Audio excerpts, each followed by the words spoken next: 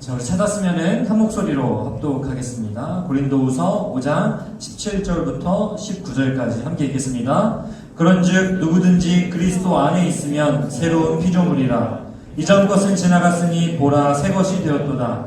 모든 것이 하나님께로서 났으며 그가 그리스도로 말미암아 우리를 자기와 화목하게 하시고 또 우리에게 화목하게 하는 직분을 주셨으니 곧 하나님께서 그리스도 안에 계시사 세상을 자기와 화목하게 하시며 그들의 죄를 그들에게 돌리지 아니하시고 화목하게 하는 말씀을 우리에게 부탁하셨느니라. 아멘. 네, 오늘도 제가 설교하지 않고 또 우리 이 시대 최고의 설교자 우리 배장환 전사님 모셔서 오늘 또 같이 말씀 나누도록 하겠습니다. 우리 앞에 나올 때 큰 박수로 우리 환영하겠습니다.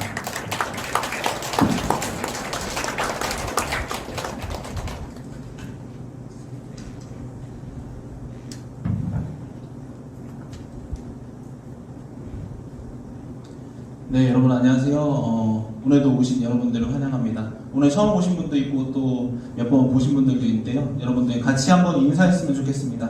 제가 몇 주 동안 설교한 코로나 기간 동안에 계속 인사하는 게 있는데요. 옆 사람을 보면서 샬롬 하고 한번 우리 침팀이 안 되니까 말은 하지 말고 손가락으로 샬롬. 네, 샬롬 이렇게 인사한다고 합니다. 샬롬. 네.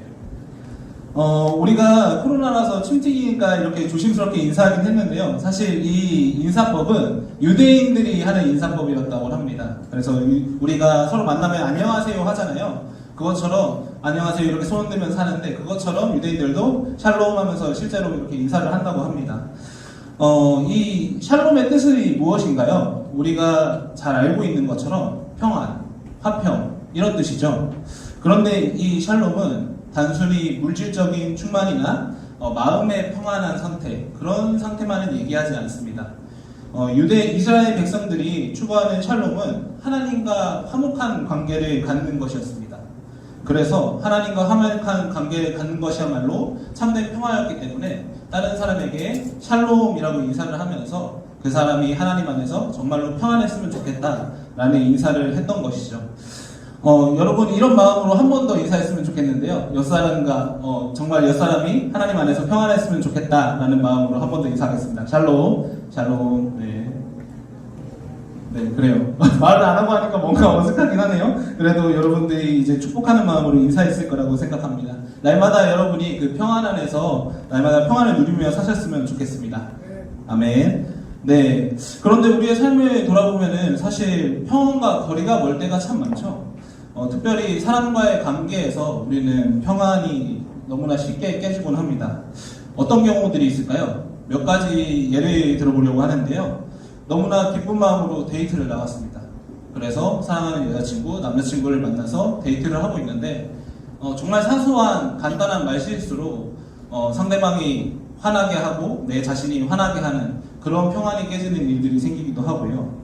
또 직장에서 내가 맡은 일 오늘 잘해야지 라고 생각을 해서 열심히 일하고 있는데 갑자기 상사분이 와가지고 업무를 짬처리하면서 나에게 업무 폭탄을 던져주시는 그런 경우에 우리는 나도 모르게 화가 나곤 합니다.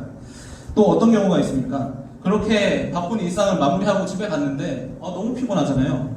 그런 피곤한 마음으로 몸을 이끌고 집에 갔더니 부모님이 그것도 모르고 가족들이 그것도 모르고 나에게 잔소리를 하는 것입니다.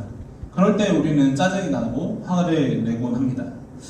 구원받은 그리스도인으로서 어쩌면 평안을 누린다는 것은 너무나 당연하고 그래야만 하는 일입니다. 그런데 왜 우리의 평안은 이렇게 사소하고 간단한 인간관계 속에서 깨지곤 하는 걸까요? 저는 설교를 준비하면서 왜 이토록 우리가 사람과의 관계에서 쉽게 짜증내고 화를 내는지 전문가의 의견을 알고 싶어졌습니다. 그래서 이것저것 인터넷에 막 검색을 해봤거든요. 그랬더니 다행히도 정신과 전문의가 쓴 칼럼이 하나 있더라고요. 제가 딱 찾던 자료였어요. 그래서 거기에서 우리가 짜증이나 화내는 이유에 대해서 이렇게 얘기하고 있는데요. 보호 본능 때문에 우리가 짜증내고 화를 낸다고 얘기합니다. 뭐 때문에 그렇다고요? 보호 본능 때문에 우리가 짜증내고 화를 낸다고요. 전문의가 말하기를 사람은 누구나 보호 본능을 가지고 있다고 합니다. 그래서 내 영역이 침범당했다고 내 영역이 있잖아요. 그 영역을 침범당했다고 생각을 할 때 영역을 보호하기 위해서 화를 내고 짜증을 낸다고 합니다. 그렇게 해서라도 내 영역을 지키길 원해서이죠. 예를 들어서 도둑이 우리 집에 들어왔어요. 그럼 내 영역을 침범당한 거잖아요. 그럼 우리의 상태가 어떻습니까? 불안하고 염려되고 막 마음이 그런 상황이겠죠. 그런 것처럼 우리의 일상에서도 나의 영역이 침범이 당하면 우리들은 그 영역을 지켜내기 위해서 화를 내기도 하고 짜증을 내면서도 살아간다는 것이죠. 아까 말했던 내 애인의 한마디에, 그리고 직장 상사의 짬처리에, 그리고 가족의 잔소리 때문에 우리의 영역이 침범받는다고 우리는 느끼면서 화를 내기도 하고 짜증을 내기도 하는 것입니다. 보호 본능이 근데 어떤 면에서 필요할 수도 있습니다.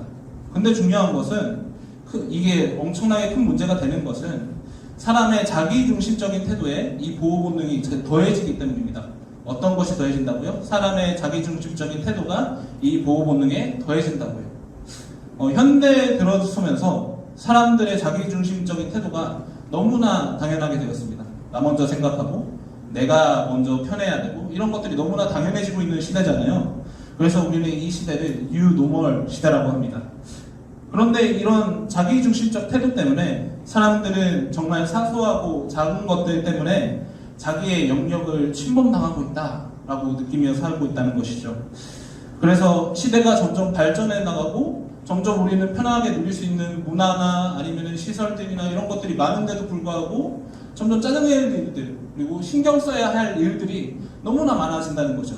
대표적인 예로 여러분들 SNS가 없었다면은 여러분들이 SNS 때문에 스트레스 받으면서 살았을까요? 그런 것처럼 우리의 문명은 발전하고 있지만 우리가 신경 쓰고 짜증내야 될 일들은 조금씩 늘어나고 있다는 것이죠. 근데 이게 나의 문제, 남의 일은 아니잖아요. 저는 이 칼럼을 읽으면서 왠지 내 얘기 같다는 생각을 굉장히 많이 하게 되었습니다. 점점 화가 늘어나고 점점 짜증이 늘어나고 요새 주희 전사님이 저한테 짜증이 는다고 하더라고요. 왜 그렇게 느는지 모르겠는데 자꾸 짜증이 늘어나는 내 모습을 보면서 나 자신도 어쩌면은 굉장히 나 중심적인 사람이 되다 보니까 짜증을 내고 화를 내고 있는 것이 아닐까. 나도 모르게 이 현 시대에 찌들어서 자기 중심적인 사람이 돼가고 있는 건 아닐까라는 생각을 하게 되었습니다. 왜 우리가 이렇게 자기 중심적인 사람으로 변해갈까요? 불안하기 때문이죠. 내가 가진 영역이라도 지켜야지 덜 불안하잖아요. 내가 가진 것들이라도 잘 지켜야지 내가 평안한 것 같잖아요. 그렇게 화를 내면서 짜증내면서라도 어떻게든 내 거라고 주장하고 소유해야지 내가 안 불안하잖아요. 그렇기 때문에 우리는 짜증내고 화를 내면서라도 그것들 내 영역을 지켜내려고 노력을 하는 것입니다. 불안하니까요. 그런데 그렇게 화를 내고 짜증을 내면은 진짜로 평안하던가요? 지켜냈다고 해서 평안을 하던가요? 아니죠. 오히려 마음이 답답해지고 사람들을 점점 미워하게 되는, 그리고 짜증만 많아지는 내 모습을 확인할 수 있습니다. 우리는 자기 영역을 지키는 것으로 평안을 얻을 수 없습니다. 왜냐하면 우리는 그런 존재로 지음받지 않았기 때문이에요. 오늘 바울은 우리가 어떤 존재인지 성경을 통해서 이야기해주고 있습니다. 17절에 그런즉 누구든지 그리스도 안에 있으면 새로운 피조물이라 이전 것은 지나갔으니 보라 새 것이 되었도다. 바울은 우리가 그리스도로 인해 구원받은 새로운 피조물이라고 이야기해주고 있습니다. 새로운 피조물이 되었다는 것은 어떤 것입니까? 아예 새롭게 되었다 이런 것들을 보통 생각을 하겠죠. 그것도 너무나 맞는 얘기예요. 근데 여기서 말하는 새로운 피조물에 대한 정확히 얘기하면은 우리의 원래 모습을 회복하는 것이 바로 새로운 피조물이 된다는 것입니다. 창세기 2장을 보면 하나님께서 우리를 하나님의 형상대로 창조하셨다고 얘기를 하고 있어요. 그리고 하나님께서 생기를 불어 넣으셔서 우리를 영을 가진 거룩한 존재로 우리를 창조를 하셨죠. 그러나 인간의 타락으로 거룩한 영적 형상이 파괴되고 죄의 지배를 받는 타락한 존재가 우리는 되어버렸습니다. 그런데 그리스도께서는 그런 우리의 죄를 십자가로 해결하시고 구원과 회복의 길을 우리에게 터주셨어요. 그 예수님을 믿고 본래 지으신 모습, 하나님의 형상대로 회복하는 것, 이것이야말로 새로운 피조물로 사는 것이다 라고 바울은 오늘 본문은 얘기하고 있는 것입니다. 이 회복한 모습이 사실 근데 들었을 때 잘 상상이 안 되잖아요. 근데 오늘 성경에서 성경 본문에서 이 회복된 모습을 굉장히 잘 설명해 주는 구절이 있습니다. 바로 이사야서 11장인데요. 우리가 찬양으로도 익히 알고 있습니다. 사막에 샘이 넘쳐 흐르고 사자와 어린 양이 뛰노는 그곳 어린이 독사굴에 손 넣어도 되는 이 찬양 아시나요? 네. 네, 제가 노래를 부르는 건지 랩을 한 건지 잘 모르겠는데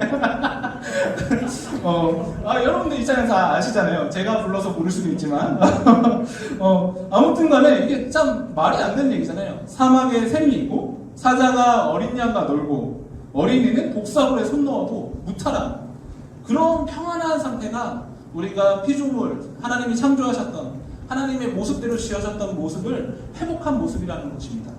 그렇게 평안한 존재로 지어진 게 우리 한 사람 한 사람이라는 거예요. 여러분이고요. 저희고요.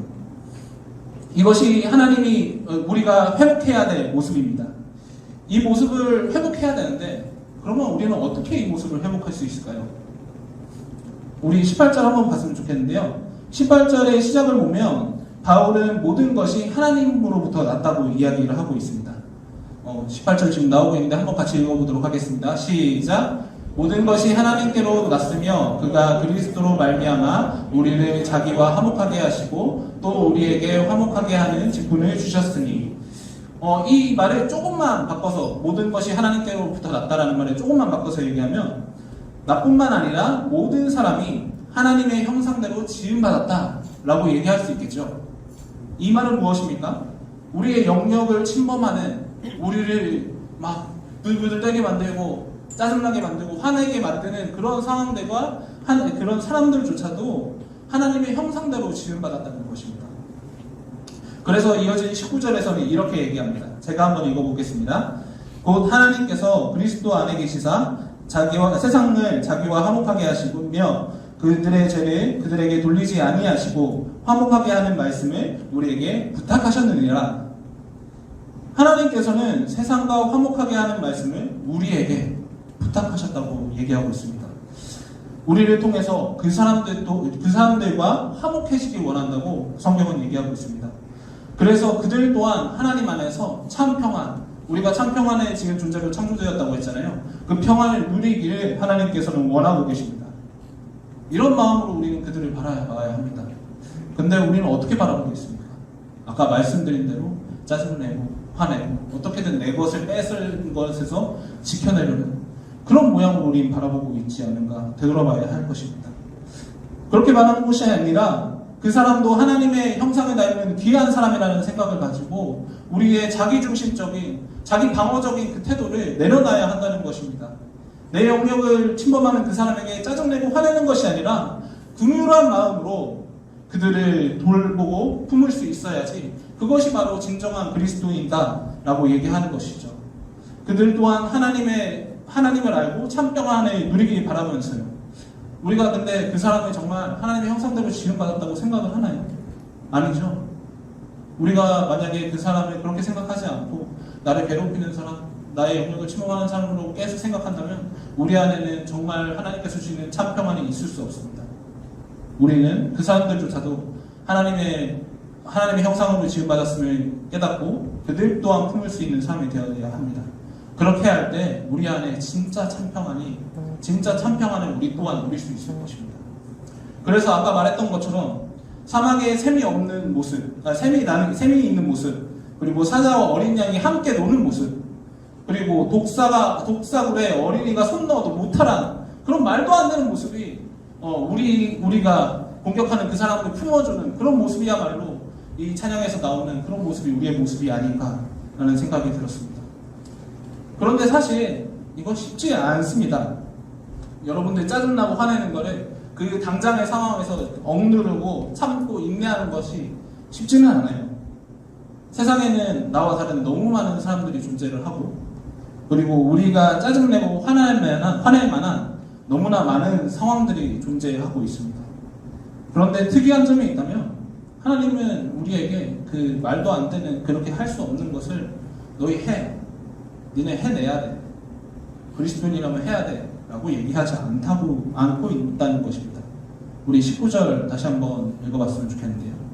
네, 19절 함께 읽도록 하겠습니다. 시작. 그리스도 안에 계시사 세상의 자기와 화목하게 하시며 그들의 죄를 그들에게 돌리지 아니하시고 화목하게 하는 말씀을 우리에게 부탁하셨느니라. 마지막에 우리에게 부탁하셨느니라 라고 얘기하고 있습니다. 사랑하는 여러분, 하나님께서는 우리에게 명령이 아닌 부탁을 하고 계십니다. 우리를 통해 많은 이들이 정말 참 평안을 누리길 원하고 계십니다. 어렵고 힘든 줄 알지만 그래서 우리에게 명령하는 것이 아니라 너 그리스도니까 해 라고 얘기하는 것이 아니라 부탁하고 계세요. 어떤 마음으로 부탁하고 계실까요? 아마 이런 마음이지 않을까 싶었습니다. 빌레몬서를 보면 바울이 빌레몬에게 부탁하는 장면이 있습니다. 어떤 부탁을 하냐면 감옥에서 만난 오네시모를 받아달라는 부탁입니다. 사실 오네시모는 빌레몬의 집에서 재물을 가지고 도망치다 잡힌 노예였습니다. 그런 오네시모를 받아달라고 바울은 부탁하고 있는 것입니다. 빌레몬은 골로새 교인의 교인이었어요. 그렇다면 바울이 오네시모를 받아달라고 명령을 했을 때 탐탁치 않지만 그렇게 했을 만한 사람입니다. 그런데도 불구하고 바울은 명령하지 않고 부탁하고 있습니다. 제가 그 성경의 부분을 메시지 성경으로 읽어드리도록 하겠습니다. 그대에게 나는 한 가지 부탁을 하려고 합니다. 그리스도의 대사이며 그분을 위해 감옥에 갇힌 나는 필요하다면 주저없이 명령할 수도 있지만 그보다는 그대에게 개인적인 부탁을 하려고 합니다. 이곳 감옥에 있으면서 나는 아들을 하나 얻었습니다. 그대에게 이 편지를 직접 전하는 오네시모가 바로 그 아들입니다. 그가 전에는 그대에게 무익한 사람이었으나 이제는 그대와 나에게 유익한 사람이 되었습니다. 나는 그를 그대에게 돌려보내려고 합니다. 그러므로 그대가 여전히 나를 믿음의 동주로 여긴다면 나를 맞이하듯이 그를 맞아주십시오. 그대가 그를 맞아준다면 그것은 그리스도를 위한 일이며 내 마음에도 큰 기쁨이 될 것입니다. 바울이 오네시모를 빌레몬에게 보내는 마음으로 하나님께서도 우리 주변에 우리가 만나는 모든 사람들을 우리에게 보내주셨습니다. 그들도 참 평안을 누리기 원하셔서 우리에게 명령하지 않고 그들을 돌봐달라고 부탁하고 계십니다. 그런데 그 부탁도 사실 그냥 하지 않으셨어요. 하나뿐인 아들의 십자가에 내어주시고 우리 안에 사랑을 가득 채워주시면서 우리에게 부탁하고 계십니다. 7월 한 달 우리는 일상에서 선교하며 살아가기를 힘쓰고 있습니다. 우리가 할 수 있는 가장 기본적인 선교가 있다면 나와 만나는 그 사람들에게 짜증내고 화내는 게 아니라 그 사람들을 하나님의 마음으로 품어주고 이해해주고 그 사람도 하나님의 형상대로 지원받았지 라고 우리가 되뇌이는 것이 아닌가 싶습니다. 그렇게 살다 보면 누군가가 분명히 물을 것입니다. 왜 그렇게까지 하냐고. 저한테도 물을 거고 여러분들한테도 물을 거예요. 도대체 왜 그렇게까지 하냐고. 그때 우리가 예수님이 그렇게 하셨고 나도 그렇게 하길 하나님이 부탁하셨다 라고 대답한다면 그거보다 더 큰 선교가 어디 있을까요? 그거보다 하나님의 마음을 전할 수 있는 선교는 없을 거라고 생각합니다. 이렇게 사는 것이 바로 하나님께서 우리에게 허락하신 화목하게 하는 직분, 피스메이커의 삶입니다. 여러분을 통해서 여러분과 만나는 모든 사람이 참 평안을 누릴 수 있기 바랍니다. 이번 선교를 통해서 여러분이 그러한 삶을 살아내기를 축복하고 소망합니다. 우리 이 마음으로 함께 찬양했으면 좋겠는데요. 사랑이라는 찬양입니다. 우리가 몇 번 해본 적이 있긴 한데 모르시는 분도 계실 것 같아요. 그러신 분들은 가사를 보면서 하나님이 나에게 얼마나 큰 사랑을 허락하셨는지 그리고 나에게 그리스도의 사랑이 얼마나 가득 차 있는지 확인하시고 또 그 사랑을 어떻게 하면 전할 수 있을지 묵상하면서 함께 찬양했으면 좋겠습니다. 하늘보다 더 높은 하늘보다 더 높은 주님의 사랑 내 안에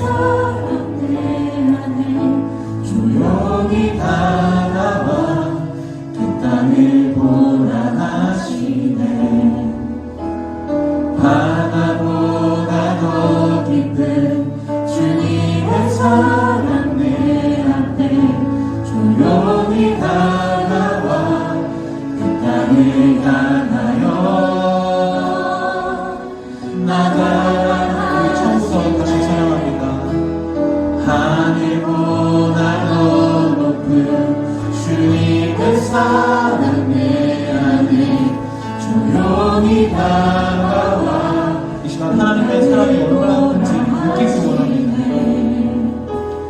바다보다 더 깊은 주님의 사랑 내 앞에 조용히 다가와 이 땅을 향하여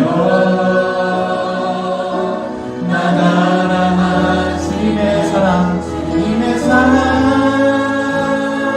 그 사랑이 전하는 것 죄 앞에 무너지고 새롭게 하는 것입니다. 우리를 새롭게 하는 것 온 세상 위로 주님의 사랑 전하네 그 사랑보다 귀한 그 이름을 다 전하네 주님의 사랑을 처음부터 다시 한번 찬양합시다. 하늘보다 더 높은 하늘보다 더 높은 주님의 사랑 내 안에 조용히 다가와 이 땅을 보라 하시네 바다보다 더 깊은 주님의 사랑 내 앞에 조용히 다가와 이 땅을 향하여 사랑받는 사람에게 우리 나아갑니다. 주님의 사랑을 보고 나아갑니다. 이 사랑을 전하는 것, 죄 앞에 무너진 우리를 새롭게 하는 것, 온 세상 위로 주님의 사랑 전하는 그 사랑보다 귀한 그 이름을 다 전하네 그 크신 사랑을.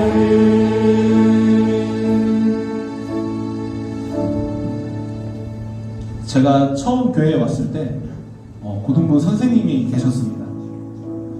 교회에 대해서 제가 부정적인 생각을 가지고 있었고 약간 불량한 소년이었던 저였는데 선생님은 그런 저에게 매일 친아들처럼 챙겨주시고 매일 기도해주시고 주일뿐만 아니라 매일 전화해서 기도해주시고 밥을 사주시면서 저를 보살펴주시고 품어주셨습니다. 제가 약간 불량하고 교회를 싫어했기 때문에 저의 태도가 분명히 탐탁치는 않으셨을 겁니다. 그런데도 한 번도 티 안 내시고 그렇게 저를 품어주셨습니다. 어느 날 문득 이게 이해가 되지 않더라고요. 그래서 선생님한테 물어봤습니다. 선생님, 저한테 왜 이렇게까지 잘해주세요? 정환아, 그건 예수님께서 선생님한테 그렇게 해주셨기 때문이야. 예수님께서 날 사랑하셨기 때문에 나도 널 사랑한단다.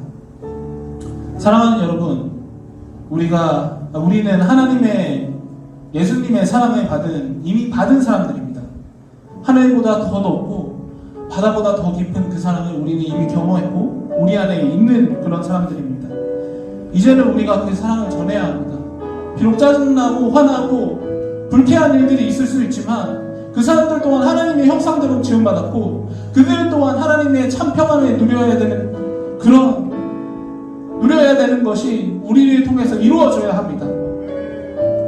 내 영역을 지킨다고 이제는 짜증내는 것이 아니라 그 하나님의 형상대로 지음받은 사람들을 품어보겠다고 결단했으면 좋겠습니다. 피스메이커가 되겠다고 결단했으면 좋겠습니다. 그래서 우리를 통해 이 땅에 하나님의 평안이 가득한 하나님의 나라가 건설되기 원한다고 기도했으면 좋겠습니다.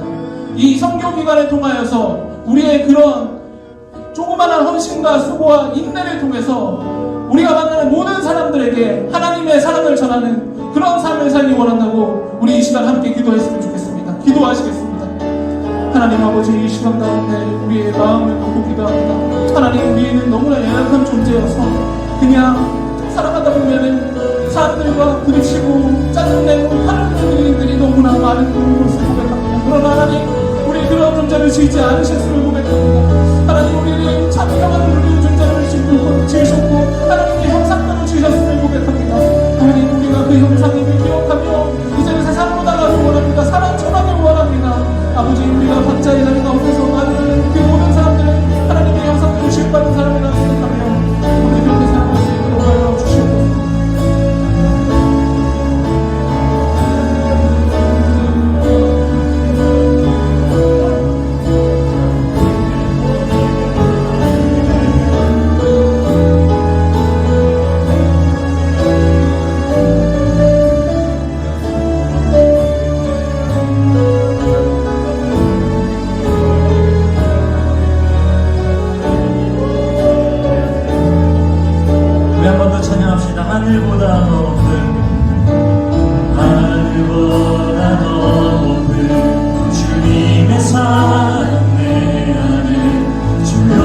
다가와 나를 원하시네.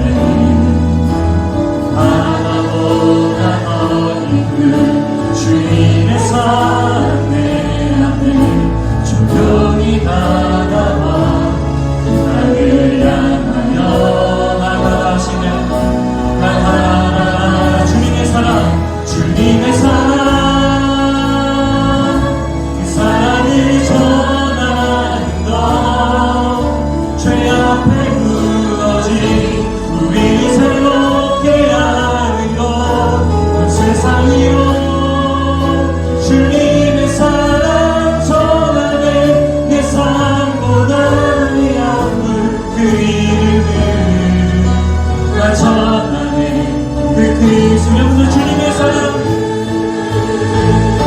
주님의 사랑, 그 사랑을 전하. 죄 앞에 무너진 우리를 새롭게 온 세상 위로 주님의 사랑 전하네. 내 삶보다 귀한 나 전하네. 그 크신 사랑을.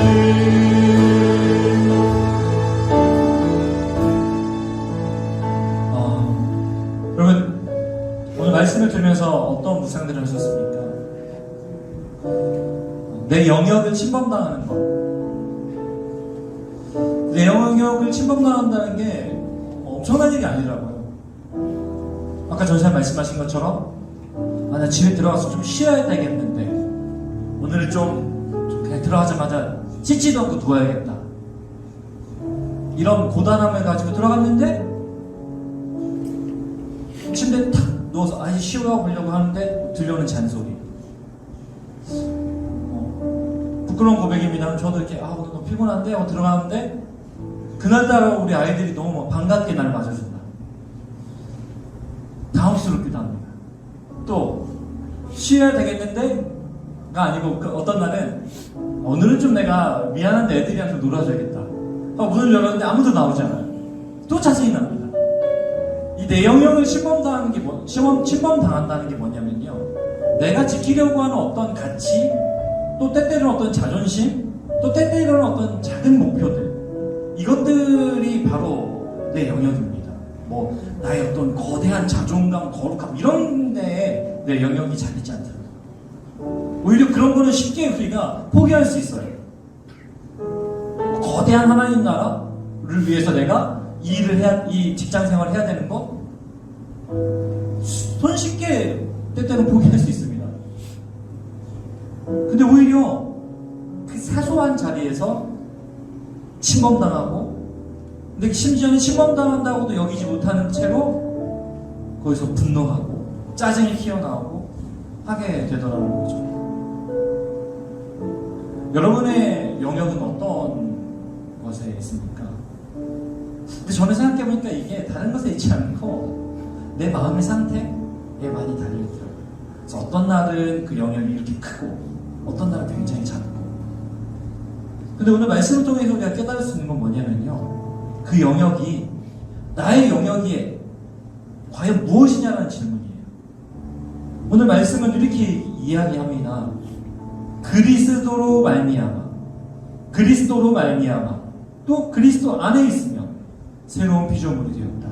그리스도로 말미암아 화목하게 하셨다. 그럼 내 영역은 어떤 게 되어야 되냐면요, 내 감정이나 나의 목표나 이런 게 아니라 그리스도가 되어야 된다는 걸 우리에게 가르쳐주고 있어요. 그러면 정말 지켜야 할 나의 영역은 무엇일까요? 예수 그리스도, 십자가, 말씀의 가치. 사실 이거 외에는 우리가 지켜야 될 게 없을 정도로 그것이 소중함에도 불구하고 우리는 그것은 얼마든지 무너져도 돼요. 그러나 좀 전에 말했던 내가 생각한 나의 영역들, 이것들은 그게 무너지는 순간 주체가 되지 않습니다. 이제 잠깐 우리 한번 묵상합시다. 주님, 정말 저는 나의 영역이 나의 감정이나 나의 상태나 나의 어떠함에 있었습니까? 만약에 그렇다면 주님, 이 시간 저는 그것이 아니라 나의 정과 욕심은 십자가에 못 박고 날마다 예수와 죽고 날마다 예수와 함께 사는 내가 지켜야 될 영역이라고 하는 예수 그리스도와 십자가, 하나님의 영광에는 아무것도 없다. 하나님의 영광이라면 이거에 아무리 작은 거라도 지켜야 되고, 하나님의 영광이라면 어마어마하게 거대한 일이기 때문에 또 지켜야 되고, 하나님 나의 영역이 거기에 있게 하여 주시옵소서. 우리 같이 한번 그 마음으로 기도하겠습니다. 기도합시다. 하나님, 순간순간 박살나고 깨져버려 우리의 평정심들, 우리의 평화, 하나님 그 평화의 기원이 나의 감정, 또 나의 상태, 나의 그날그날의 목표, 이거에 따라서 좌지우지되는 상태입니다. 주님, 얼마나 나약한 존재입니까? 그 자리가 사실은 예수님으로 채워져요. 그 영역이 예수 그리스도와 십자가 그 이름뿐이 영역이었는데, 나의 명예, 나의 목표, 나의 평안, 하나님 그런 모습을 볼 때가 너무나 많은 것 같습니다. 그런 부끄러운 모습을 이 시간 제가 고백하며 십자가 앞에 나의 정과 욕심을 못 박습니다. 지금 정말 예수와 함께 죽고 예수와 함께 산자로 살게 하여 주시옵소서. 주시옵소서.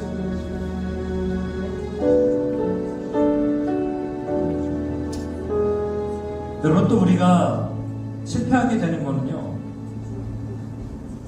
그 영역을 지키려고 하면서 자꾸 뭐 하냐면요, 잘잘못을 따지려고 합니다. 이거는 저 사람이 좀만 챙겼으면 되는 거야. 나는 그래도 마음 지켜보려고 했는데 저 사람이 날 자극한 거야. 그러니까 저 사람 문제, 저 사람 때문이야. 이 일 때문이야. 이 장소 때문이야. 이 직업, 이 직장 때문이야. 오늘 날씨 때문이야. 자꾸 잘잘못을 따지고 싶어 합니다. 근데 이 모습을 제가 어디서 봤냐면요, 오늘 자꾸 우리 집 애들 얘기 많이 하는데, 우리 집에 가면은 그 14 곱하기 14를 176이라고 얘기하는 사람이 있습니다. 14 곱하기 14도 잘 모르면서 자꾸 계산하려고 그래요. 그 수학적인 계산도 못하면서 자꾸 인간의 것들을 계산하려고 그래요. 이거는 제 일, 이거는 내 일. 14 곱하기 14나 잘하지. 저 이불은 저 동생이 해야 되고, 이 설거지는 저 누나가 해야 되고, 뭐 이런, 이게 우리 현실입니다. 계산도 잘하지 못하면서, 세상을 사는 법에 대해서 우리 잘 알지도 못하면서 자꾸 계산하려고 해요. 제 잘못, 내 잘못, 제 거, 내 거. 그러다 보니까 어떻게 되냐면요, 지켜야 될 내 모습이 너무 많아지는 거예요. 지켜야 될 내 영역이 너무 많아지는 거예요. 이것만큼 내가 지켜야 돼. 그런데 오늘 성경에 보니까요, 오늘 우리 말씀해 보니까 19절에 그들의 죄를 그들에게 돌리지 아니하셨다. 그리고 십자가 지셨다. 하나님의 방법은 그들의 죄를 그들에게 돌리지 않는 것입니다. 그리고 뭐예요? 화평케 하는 그 말씀을 몸소 감당하는 것이었습니다. 그게 오늘 우리에게 주신 거예요. 하늘보다 더 높은 주님의 사랑이 그렇게 다가오는 겁니다. 바다보다 더 깊은 주님의 은혜가 그렇게 우리에게 다가오는 것인데, 그 은혜를 받았다고 우리는 말하고 그때는 눈물을 흘려 기도하지만, 실상은 그들의 죄를 그들에게 돌리기 바쁜 우리의 모습. 그런데 놀라운 것은 그런 우리에게 부탁하시는 거예요. 화평하게 하는 그 일을 감당해라. 세상 가운데에서, 네 삶의 영역들에서 그 화평케 하는 그 일을 마땅히 감당해 주려고. 내가 너를 그렇게 만들었어. 너희는 그런 존재야. 이것이 우리에게 맡겨주신 주님의 삶입니다. 또 한 번 기도할 때에는 하나님, 그 하나님께서 우리에게 부탁하신 그 하나 되게 하신 그 화평의 역사를 그 부탁받은 자로서 부족하지만 날마다 결단하며 감당케 하여 주시옵소서. 근데 그러려면 주님 매일 아침 주님 앞에 엎드리고 매일 아침 말씀과 기도를 통해서 주님에게 온전히 공급받는 그 공급이 필요합니다. 주님 매일매일 그 공급이 있게 하시고 그 자리에 나아가게 하여 주시옵소서. 그리고 부탁하신 것을 감당케 하여 주시옵소서. 우리 그렇게 한번 기도하겠습니다. 기도합시다. 하나님, 우리에게 그 놀라운 사랑을 부탁하시고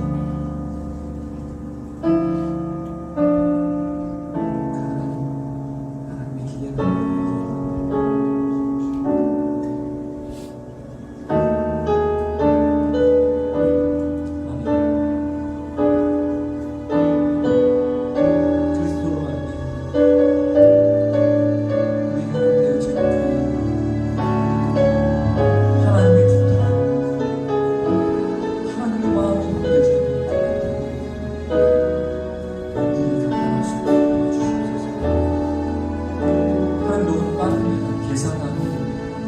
잘잘못을 따지고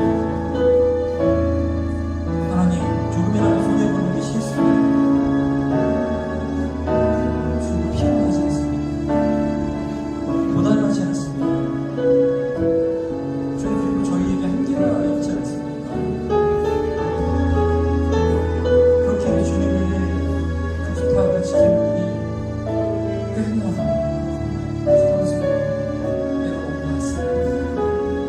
그러니 주님 매일매일 우리에게 십자가의 놀라운 은혜와 사랑을 공급하여 주시옵소서.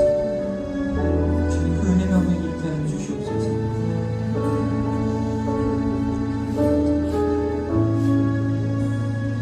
오늘 대회 말씀을 들으면서 그런 교회가 어디 있어? 그런 교회가 있으면 내가 벌써 갔지. 그리고 우리가 이 오늘 말씀을 나눈 것처럼 그렇게 살 수 있다면, 그리고 우리가 이번 선교 기간 동안에 하고 있는 이 일들이 조금이라도 이루어질 수 있다면, 여러분 그런 교회는 여기 있습니다. 만약 우리의 교회가 그런 교회가 되지 못하고 있다면 오늘 이 오후 시간에 하나님께서 우리에게 주신 말씀, 그리고 이번 선교를 통해서 우리에게 주신 말씀이 바로 우리에게 하시는 말씀입니다. 그런 교회가 되어주려고 하나님 부탁, 하나님의 부탁, 하나님이 그것을 우리에게 부탁하셨느니라 라고 하는 이 말씀을 보면서 저는 하나님의 마음이 느껴졌어요. 부탁한다, 좀 해주려. 그 하나님의 십자가의 피눈물이 섞인 그 부탁, 우리 그 부탁을 받는 사람들입니다. 그러니 우리가 이 시간들을 보내면서 정말 우리가 조금이라도 그런 교회가 되길, 주님의 사랑이, 주님의 위로가 드러나는 교회, 품어줄 수 있고 잘잘못을 따지지 않고 경계의 날을 낮추는, 내 영역은 오직 예수 그리스도와 관계된 것밖에 없음을 드러내고 있는 그런 교회. 물론 피곤합니다. 하지만 그건 너무나 값진 일입니다. 왜요? 하나님의 부탁은 우리가 이루는 일이기 때문에 그렇습니다. 마지막으로 이렇게 기도합시다. 하나님, 그런 교회가 되게 하여 주시옵소서. 그런 교회를 꿈꾸고 그런 교회를 조금이라도 만들어가게 하여 주시옵소서. 내가 그 일을 감당하기를 원합니다. 주님 도와주시옵소서. 같이 한번 기도하겠습니다. 기도합시다.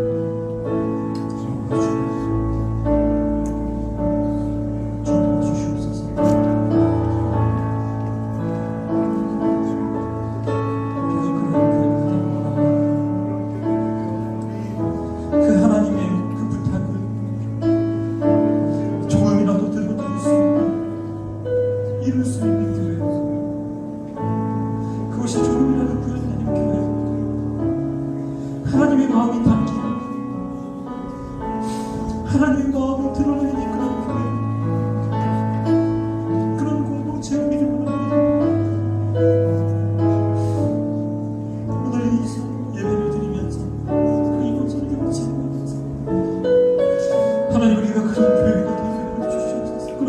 공동체가 되게 하여 주시옵소서. 하나님 그런 교회를 내가 살게 하여 주시옵소서. 주님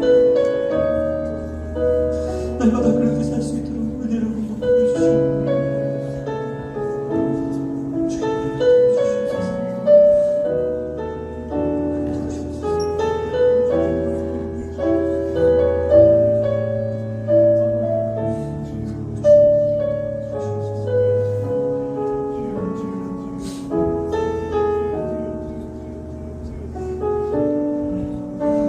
마지막으로 이 찬양 한번 부르고 마치겠습니다.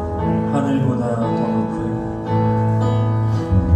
하늘보다 더 높은 주님의 사랑 내 안에 조명이 다가와 그 나를 보라 하시네.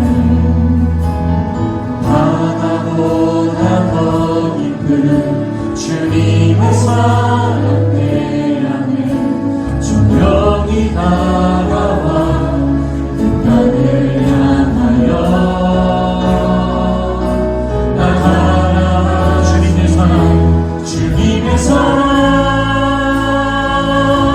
그 사랑을 전하는 것 죄 앞에 무너진 우리를 새롭게 하는 것 세상 위로 주님의 사랑 전하네. 내 삶보다 그 아픈 그 이름을 나 전하네. 그 크신 사랑을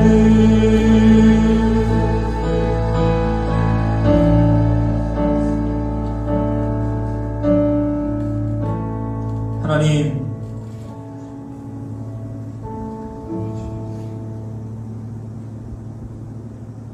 우리는 이미 잘 알고 있습니다. 세상에 화평을 말하고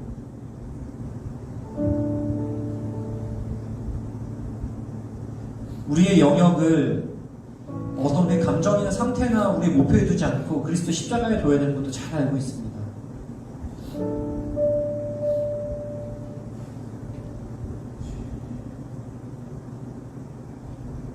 주님 그렇게 다시 한번 결단합니다. 그렇게 살기, 그렇게 살 수 있기를.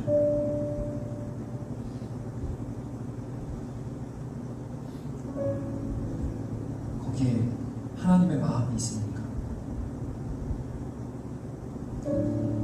십자가에 달리셔서 십자가를 지시면서 거기서 피눈물 쏟으시면서 우리에게 부탁하셨습니까?